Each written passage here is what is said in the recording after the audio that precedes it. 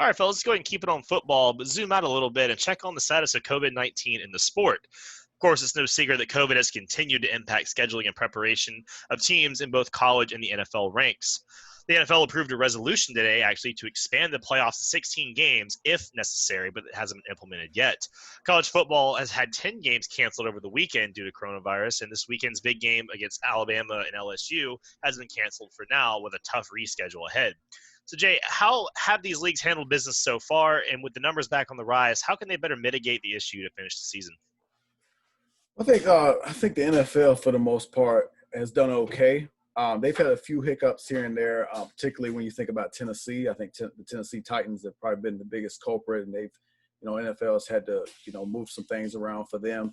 And you've got a few other teams here and there, and you've had some isolated incidents. I know we're going to get into Pittsburgh a little bit later with the news that came down earlier with them. But for the most part, I think they're okay. But I am glad that they're being somewhat proactive in case they do end up having to cancel games. That they will expand the playoffs a little more. I do want to caveat this though. If you're a fan of one of them middling, well below average NFC East teams, don't worry about it. Like, you only get one team regardless. They could bring the playoffs to like 20 teams and you're still getting one. Don't worry about it. But the NFL's done I think they've done a fairly good job. Is there room for improvement? I'm sure there is, as evidenced by these massive fines that the Las Vegas Raiders are being issued. Pittsburgh got one. There's some things for sure can be probably a little bit better. But I think they've done an okay job. And as you can see, we're about to be in week 10. I think the NFL will be fine. I think the issues going on in the college ranks are probably a little bit more concerning. You're seeing some cancellations now. You're seeing postponements. You're seeing a lot of positive tests. I mean, we've talked about seems to be quite a few head coaches who have come down with this, and I'm not quite sure what why the NFL seems to be doing a bit better. Maybe it could be, instead of not only the virus people are suffering from, maybe it could be. I was telling Drink this earlier. I think I've been diagnosed with COVID fatigue. I must admit, I'm a little bit sick of this. Maybe that could be a factor with. I think that when you look at it from a college kid's perspective, maybe that could be having an effect on them now. We just saw what happened in Notre Dame. You had Notre Dame come up with a big win over Clemson. I don't want to spoil that too much. But then you have, what happened after that. You got fans storming the field, and then you see the pictures next morning. It's like, I don't know. They might have masks on, but they sure as hell ain't 6 feet away from each other. And I've been told that's a big deal. You just look at that, and then not only that, you talk about the campus parties they was having after that. So the celebration went on and continued. So you're looking at large gatherings. We're supposed to be kind of limiting those. But you just look at Notre Dame individually, and maybe that's something that's happening, far and wide across college campuses. Maybe that sort of lifestyle is having an impact. So, I'm not quite sure how you get around that. It's a hard thing. I've talked about this with Cody briefly. People talk about coronavirus in America and why we got so many cases. I don't know. Could it be that we're the most, free society on earth? And when you try to, restrict people's freedom of movements and try to infringe on people's liberties, I imagine people got a problem with that at some extent. You talk about 14 days to slow the spread, and we're at, I don't know, what are we at, 8 months now? We're gonna have there's babies that were conceived back then. They're gonna come out into the world soon, and we still flopping around with 14 days to slow the spread. But in the end, I think I'm not all that concerned. I think mitigation. I think these football programs probably can do a little bit better. I think we really got to maybe hold players accountable, limit some of the huge gatherings unless they're team oriented. Maybe we have to tighten those up a little bit. But all in all, I really think the big issue here could be COVID fatigue. Yeah.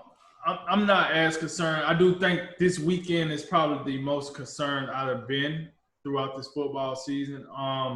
With all these games getting moved around. But listen, to get to your question about can the league do anything? No, the leagues are doing what they're supposed to do. I haven't seen one league and college included that has just sat here and been like, hey, man, we trust the American people. They're going to get it right. No, they've been doing stuff. They got all these regulations. They got all this stuff. They're putting it together, and they're finding coaches.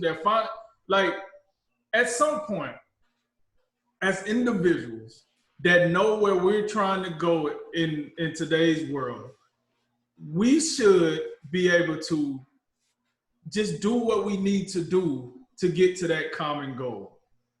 And that's in lies where the problem is with a lot of these events. Remember, the Tennessee Titans was out here cutting a fool.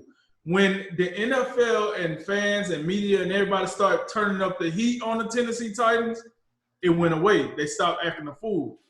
Had everybody just been like, oh, it's a coronavirus, people are going to get sick, what's the big deal? They'd probably still be popping 19, 20 dudes popping positive. But once it happened, we nipped it in the bud as a collective and said, come on, man, y'all got to get it together. This is how I'm looking at college football now. I think up until this weekend, yeah, you had some games get rescheduled. It's like over 100, it's 130 Division I programs. So, you know what I'm saying? It's going to happen, right? But I think now it's time to apply that same pressure we was applying to the NFL to college now. Come on, man. Y'all got to get it together. We got a little too much going on. You cannot tell me if you set a protocol, it's not going to work. Because like I was telling Jay earlier, Alabama has not had one game in jeopardy because of the players. I don't even know. To be honest, I don't think we had 50 players test positive all season. And the most notable person that tested positive was Nick Saban, and we found out that was a false positive because he tested negative 3 days in a row after that. So you telling me now, and it's not just Alabama, but you got other top-notch schools, they're not having this problem. But then you got other schools that's lackadaisical, that's out here having a good old time. I ain't going to say no names, but you know, coaches got their head set off in the third quarter because they're getting rolled by Auburn. And then you got players over having a good time planning their Halloween parties. Okay.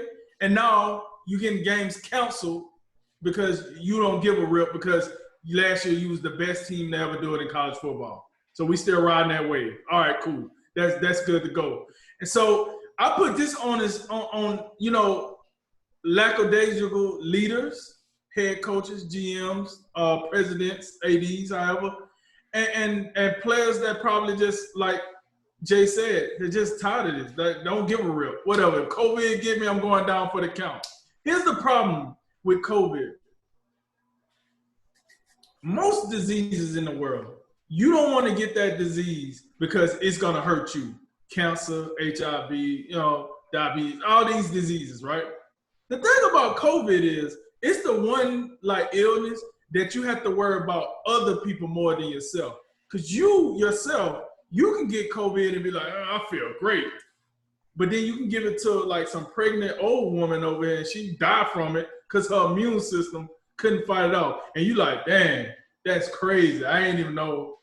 I thought I was good. I killed this lady. I ain't even know. Like, that's why COVID is so like unique and scary because you can, like me, for example, I can go around following no regulations for COVID and feel perfectly fine, but I'm not thinking about the person that's next to me that can't do that. You know what I'm saying? Whatever their medical situation is. So I think the reason I brought that up is because a lot of these young players, I think that's how they look at it. They're like, I feel great. What's the big deal? Coach pulled on his mask, chewed my ass, and I didn't get anything. So it is what it is.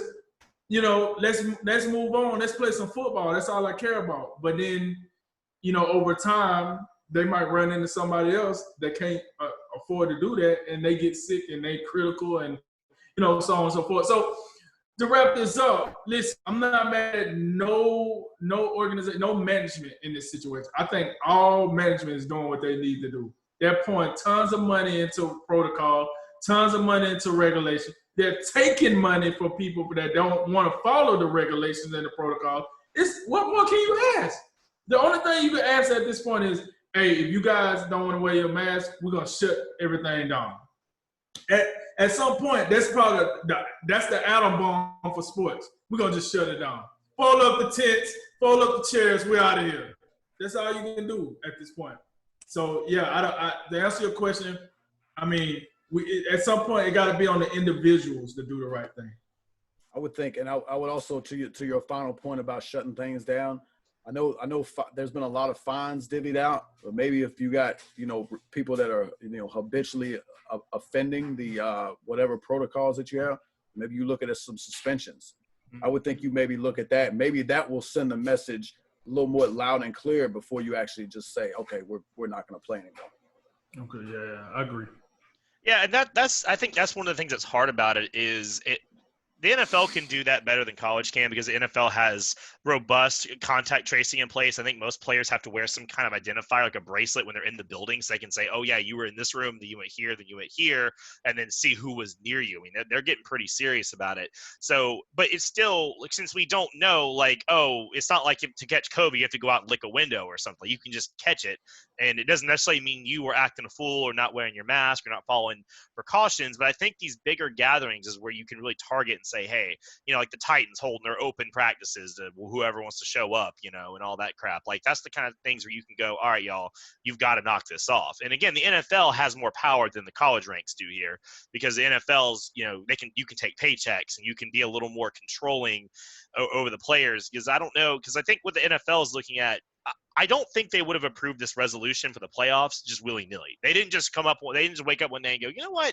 Hey, just in case, let's do – like they're looking at this down the road and they're going, okay, bye weeks are drying up. There's not many teams left with bye weeks. There aren't many weeks left if we have to reschedule. So we have 1 week open, just like most of the college conferences did, for rescheduled games. But if we start piling too many up in there, just like college ranks are dealing with right now, where do you go from there? And I think that's why that this plan was put on the table. And I think that the next step for the NFL, if these positives keep popping up and they can't keep putting out these little fires, is you're going to have to go to team bubbles. Okay, you play on Sunday, you fly back home, or if you're already home, you stay there and you just hang out in a hotel all week. You don't go home. And then you play that game, and then you just do that for the rest of the season, where you stay in your city until it's time to play the game or fly out to play the game, but you don't go home and go do your normal life, 5-6 days of the week. And I think that's the next step. And then obviously for the playoffs, maybe you can have bubbles depending on. But for college, it's starting. It's not just a matter of postponing a couple games, moving a couple games around, because now LSU Alabama has really thrown a huge monkey wrench in this. You're talking about one of the biggest games of the year, even if LSU is not really what we thought they were going to be, even with the lower expectations. LSU and Florida's game has already been in the reschedule week. So you can't go cram Alabama LSU in that reschedule week anymore unless you cancel that game. But then what do you tell Alabama? Oh, well, you got to go play LSU on the 12th, the week before the SEC championship, while Florida gets to put up their feet and practice all week and take naps and do their thing, So it's starting to it has a chain reaction is what my point is. And we know what Drink was alluding to was LSU's players had a Halloween party. It was a big Halloween party on campus, and this is their second major outbreak. Remember, 3 weeks ago, when the Florida game was supposed to be played, they already were screwing around, and they had a whole bunch of cases. And now, like for Saturday, they're saying, we have no tight ends, we have one quarterback, we have the only defensive backs we have are who's starting, and we can't really put a team on the field. Well, that's because we're LSU. The difference is, like, again, Drink, you were talking about why is Alabama not have any cases or had limited cases and LSU has 2 giant outbreaks? Because Alabama's a contender. LSU isn't. That's exactly why. The teams that aren't contending anymore, see, everyone kind of had that little carrot on a stick at the start of the season. Hey, you play well, we'll be able to play. Well, now you lost 3 or 4 games. Who gives a crap anymore? You go out there and do whatever you want. I mean, season's already over. But that's going to start denying people limited chances to play in front of scouts. It's going to have it's having chain reactions down the line. So the SEC has got quite a conundrum. And the best thing I could say is they need to go ahead and let LSU and Alabama play, because that's still an SEC West game. And then Florida needs to go find someone to play, whether it's Florida State or go wake up USF or somebody, in the state to play them. Because it's going to start becoming unfair to some teams who are going to get extra time off, or you're going to have to start backing up the entire college football playoff and beyond, and that, again, starts having its own reactions down the line, and it's going to be a complete mess if they can't, get this under control.